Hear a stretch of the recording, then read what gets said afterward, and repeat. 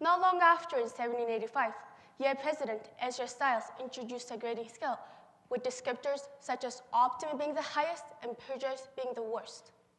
This was an early attempt to classify achievement.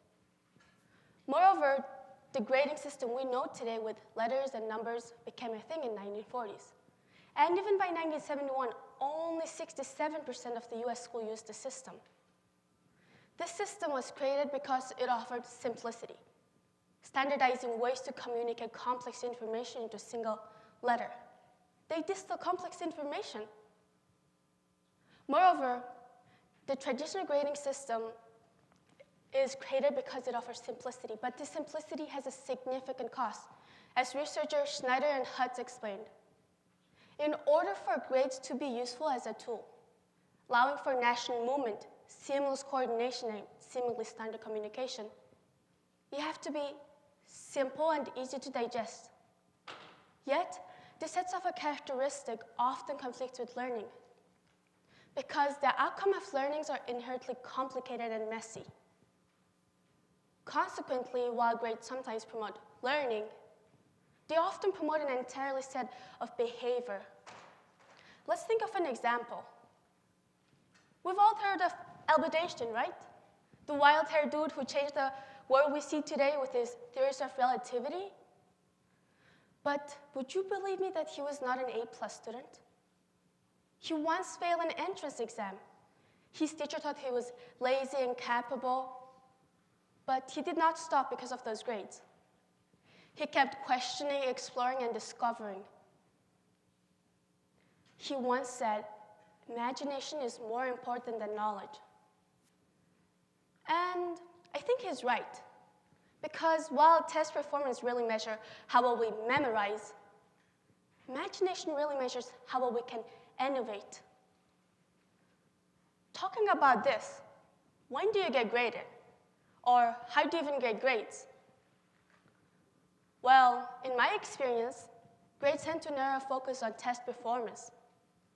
And those test performance can overshadow the richer, more complex aspect of students' learning.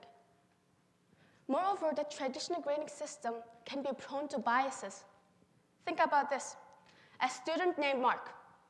He actively participates in his class, answers to his teacher's question, does teamwork, and etc., earning extra points.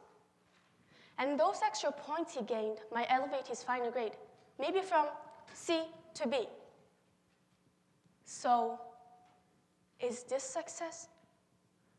Or what does it even mean to be successful? If grades are merely a simplified tool for communication, then they hardly capture the full spectrum of human potential. In reality, success is multifaceted.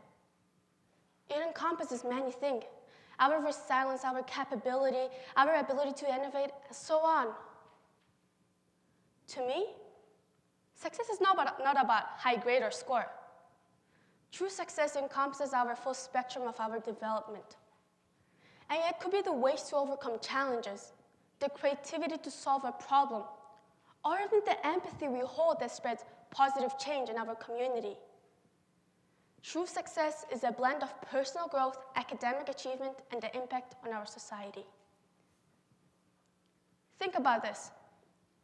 What if success was not measured with GPA, IB, or SAT scores, but the courage to take a risk, or the determination to pursue a passion, or even to make a meaningful connection with others? Every single one of us in this theater has a unique experience and backgrounds. All those hold our strength. Lessons we've learned, dreams that cannot be summed up into a single C. Look beyond the confines of traditional grading. Challenge the system that our worth is determined with a single letter on a single paper. Challenge the system. Challenge yourself to step aside from the system and determine yourself your way.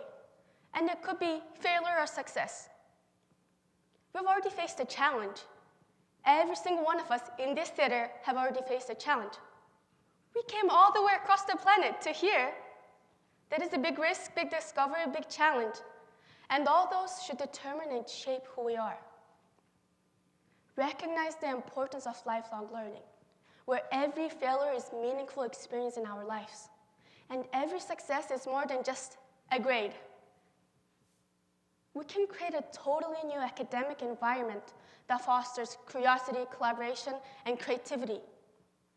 We have the power to redefine success that includes the diverse talent and passion that made each of us unique. Lastly, if you ever felt that school doesn't see your potential, neither did Einstein. Yet, he still managed to change the world. Maybe you can too.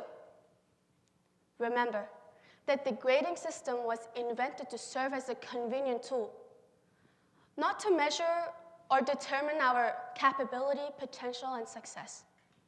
Thank you.